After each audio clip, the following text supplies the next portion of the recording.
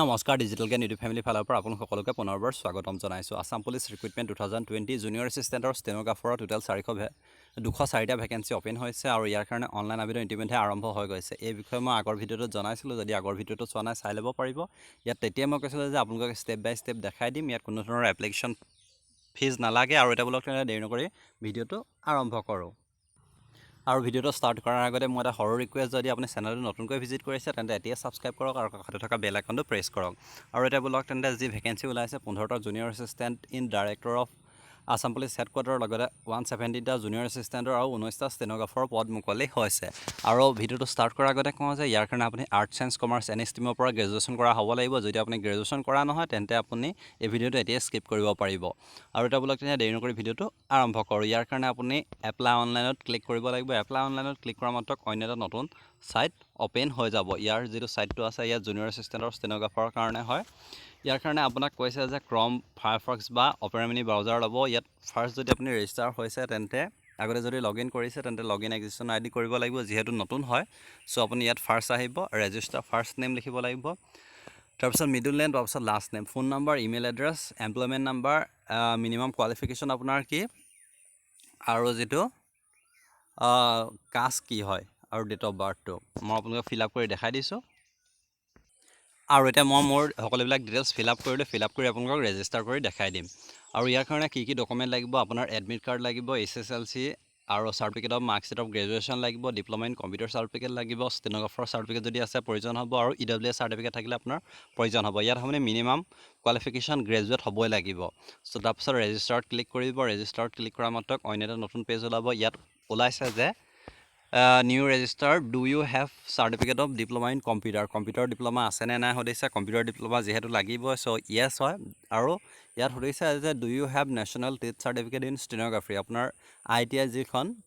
certificate আছে নি national trade certificate of stenographer যিহেতু মোৰ নাই চ' মই ইয়াত ন' কৰি দিম ন' কৰি ছাবমিট কৰি দিম আৰু ছাবমিট কৰা মাত্ৰকে নেক্সট পেজটা ওলাব thank you Madhurya Gogoi you have successfully registered your application ID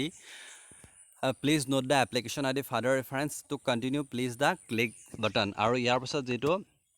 application IDটো already ওলালে এইটো JRA2 চ' এই IDটো আপোনালোকে ধৰি লওক কপি কৰি ল'ব চিলেক্ট কৰি আৰু তাৰপিছত আপুনি নেক্সট ওলাইছে যিটো প্ৰচিড আছে প্ৰচিডত ক্লিক কৰিব প্ৰচিডত যেতিয়া ক্লিক কৰিব নেক্সট অপশ্যনখিনি ওলাব ইয়াত চিলেক্ট প্ৰিফাৰেঞ্চ যিহেতু বিচাৰিছে ফাৰ্ষ্ট যিটো পষ্ট হয় জুনিয়ৰ এছিষ্টেণ্ট ক'ত আপুনি ফাৰ্ষ্ট প্ৰিফাৰেঞ্চটো দিব যে পুলিচ হেডকোৱাৰ্টাৰত ফাৰ্ষ্ট দিব জানে নে ডিষ্ট্ৰিক্ট লেভেলত দিব চ' মই ফাৰ্ষ্ট দিছোঁ ডিষ্ট্ৰিক্ট লেভেলত ছেকেণ্ড দিছোঁ ছেকেণ্ড প্ৰিফাৰেঞ্চটো হেডকোৱাৰ্টাৰত যিহেতু ওলাই যাব তাৰপাছত আপুনি নেক্সট তললৈ আহিব ইয়াত যিবিলাক দি থোৱা আছে এডিশ্যনেল এক্সট্ৰা কাৰিকুলাৰ এক্টিভিটি আপোনাৰ যদি কিবা আছে আপলোড ডকুমেণ্ট দিব পাৰিব যদি কিবা আছে আৰু ষ্টেটাছটো আপুনি ওলাব ইয়াত তাৰপিছত যিটো ওলালে ইয়াত যিটো ট্ৰেড চাৰ্টিফিকেট যদি আছে তেন্তে আপুনি আপলোড কৰিব লাগিব যিহেতু মোৰ নাই চ' মই কৰা নাই তাৰপিছত আহিলে কম্পিউটাৰ চাৰ্টিফিকেট তাৰপিছত কম্পিউটাৰ চাৰ্টিফিকেটখন আপলোড কৰিব লাগিব ইয়াত ব্ৰাউজ কৰি পিনি আপলোড কৰিব লাগিব আৰু এতিয়া মই আপলোড কৰি দেখাই দিছোঁ আপোনালোকক আৰু মই এতিয়া যিখন কম্পিউটাৰ চাৰ্টিফিকেট সেইখন আপলোড কৰিলোঁ ইয়াত আপুনি ক্লিক কৰা মাত্ৰক যিটো ডকুমেণ্ট আছে সেইটো আপুনি আপলোড কৰিব ইয়াত ভিউ কৰি চাব পাৰিব ইমেজ আপলোড ছাকচেছফুলি যেতিয়া হ'ব তেতিয়া আপুনি ছেভ এণ্ড নেক্সটত ক্লিক কৰিব ছেভ এণ্ড নেক্সটত ক্লিক কৰা মাত্ৰক অন্য এটা পেজ ওলাব য'ত আপোনাৰ নিজৰ name father's name mother's name employment exchange number যিটো এইটো 2 নম্বৰ ষ্টেপ হয় যিটো পাৰ্চনেল ডিটেইলছ 3 নম্বৰত কোৱালিফিকেশ্যন আহিব 4 নম্বৰত আপলোড ডকুমেণ্ট আৰু 5 নম্বৰত প্ৰিভিউ হয় চ' ইয়াত সকলোবিলাক দিব লাগিব আপুনি সকলোবিলাক অলৰেডি ইয়াত দিব লাগিব যিকেইটা ষ্টাৰ মাৰ্ক দিয়া আছে সেইকেইটা কম্পালচৰি আপুনি দিবই লাগিব আৰু নেক্সট আছে আপোনাৰ যিখিনি কণ্টেক্ট ইনফৰমেশ্যন সেইখিনি দিব লাগিব সেইখিনি আপুনি ফিল আপ কৰিব লাগিব আৰু এতিয়া মই আপোনালোকক ফিল আপ কৰি দেখাই দিছোঁ আৰু তাৰপিছত মোৰ যিখিনি ডিটেইলছ সেইখিনি ফিল আপ কৰিলে আপুনি এডিশ্যনেল মোবাইল নাম্বাৰ দিব লাগিব ইমেইল এড্ৰেছ ৰিলিজন দিব লাগিব তাৰপিছত যিহেতু আপোনাৰ কণ্টেক্ট ইনফৰমেশ্যন ডিষ্ট্ৰিক্ট শিৱসাগৰ হয় মোৰ পুলিচ ষ্টেচন আমগুৰি পৰে পিন নম্বৰ 785684 পৰে আৰু যিহেতু মোৰ প্ৰেজেণ্ট এড্ৰেছ আৰু পাৰ্মানেণ্ট এড্ৰেছ একেই হয় চ' মই সেইটো এড্ৰেছে দিছোঁ ভিলেজৰ পৰা আদি কৰি তাৰপিছত আপুনি ছেভ এণ্ড নেক্সটত ক্লিক কৰিব ছেভ এণ্ড নেক্সটত ক্লিক কৰা মতে নেক্সট যিটো ওলালে নেক্সট ষ্টেপ 3 কোৱালিফিকেশ্যন আছে তাৰপিছত ইয়াত আপোনাক বিচাৰিছে যে গ্ৰেজুৱেট তাৰপিছত যিটো ডিপাৰ্টমেণ্ট বিচাৰিছে আপুনি ডিপাৰ্টমেণ্টটো কিহৰ হয় আৰ্টছ ছায়েন্স কমাৰ্চ যিহেতু মই ছায়েন্সৰ হয় চ' ছায়েন্সৰ নেম তাৰপিছত নেক্সট আহিলে আপোনাৰ কলেজ নেমটো দিব লাগিব তাৰপিছত আপোনাৰ যিটো পাৰ্চেণ্টেজ সেইটো দিব লাগিব আৰু নেক্সট যিহেতু আপোনাৰ EWS চাৰ্টিফিকেট আছে নি ইকনমিকেলি উইকাৰ ছেকশ্যনৰ চাৰ্টিফিকেট আছে নি যিহেতু মোৰ নাই চ' মই ইয়াত ন' কৰিলোঁ তাৰপিছত যদি আছে আপুনি আপলোড ডকুমেণ্ট কৰিব লাগিব আৰু ইয়াত মই আপোনালোকক কলেজৰ নেমটোৱে পাৰ্চেণ্টেজটোৱে লিখি পিনি আপুনি ছাবমিট কৰি দিব লাগিব আৰু ইয়াত মই সকলোবিলাক মোৰ ডিটেইলছখিনি ফিল আপ কৰিলোঁ ফিল আপ কৰি পিনি ছেভত ক্লিক কৰি যিহেতু ছেভত ক্লিক কৰিব তাৰপিছত নেক্সট আহিলে যিটো ডকুমেণ্ট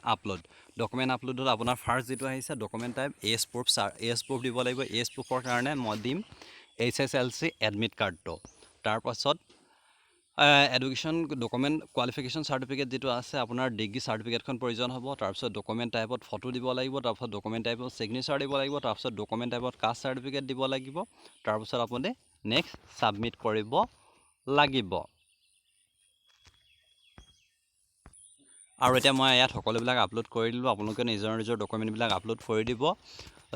আপলোড কৰাৰ পিছত য'ত ওলাব ইমেজ আপলোড ছাকচেছফুলি বুলি ওলাব যিহেতু সকলোবিলাক ছাকচেছফুলি ওলালে তাৰপিছত যিটো আছে আপুনি ছেভ এণ্ড প্ৰিভিউত ক্লিক কৰিব ছেভ এণ্ড প্ৰিভিউত ক্লিক কৰা মাত্ৰক নেক্সট যিটো ওলাব আপোনাৰ যিখন এপ্লিকেশ্যন ফৰ্মখন ফাৰ্ষ্ট ক'ত এপ্লাই কৰিছে পষ্ট প্ৰিফাৰেঞ্চটো ওলাব জুনিয়ৰ এছিষ্টেণ্ট ডিষ্ট্ৰিক্ট লেভেল তাৰপিছত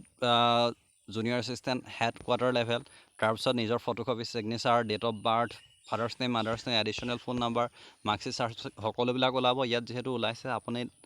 আপলোড ডকুমেণ্ট কি কৰিছে age proof qualification EWS certificate caste certificate আৰু কম্পিউটাৰ ডিপ্ল'মা চাৰ্টিফিকেট ষ্টেন'গ্ৰাফাৰ যিহেতু মোৰ নাই চ' নাই কৰা আৰু ইয়াৰ পিছত আপুনি ভিউ কৰি পিনি আপোনাৰ যিবিলাক ডকুমেণ্ট সেইবিলাক আপুনি ভিউ কৰিও চাব পাৰিব চাওঁ বুলি ক'লে তাৰপিছত নেক্সট যিটো আছে ইয়াত ডিক্লেৰেশ্যনত আছে যে it is certified that above particulars are true my knowledge and belief further I understand that if any of the above particulars is found false my candidate will be automatically rejected অৰ্থাৎ ওপৰত যদি কিবা document ভুল হয় তেন্তে automatically rejected হৈ যাব তো নেক্সটত ছাবমিট যিটো আছে ছাবমিটত ক্লিক কৰিব ইয়াত যিহেতু দিছে যে please check all details carefully before final submission application once submit cannot be edited যদি এবাৰ ছাবমিট হৈ যায় নেক্সট আপুনি এডিট কৰিব নোৱাৰিব চ' ইয়াত ফাইনেল যিটো ছাবমিট আছে মই ফাইনেল ছাবমিটত ক্লিক কৰি দিলোঁ ফাইনেল ছাবমিটত যেতিয়া ক্লিক কৰি দিম ক্লিক কৰি দিয়া মাত্ৰকে ইয়াত এটা যিটো ৰেজিষ্টাৰ্ড মোবাইল নাম্বাৰটোলৈ এটা OTP যাব 5 ডিজিটছ OTP যিহেতু মোৰ ওপৰত OTPটো আহি গ'ল OTPটো যিটো ৰেজিষ্টাৰ্ড মোবাইল নাম্বাৰ দিছিলে সেইটোত আপুনি OTPটো আহি আপুনি সেইটো ফিল আপ কৰিব লাগিব 110 ছেকেণ্ডৰ ভিতৰত আৰু যিটো মোৰ OTPটো আহিছিলে যিটো 98422 এইটো OTPটো আহিলে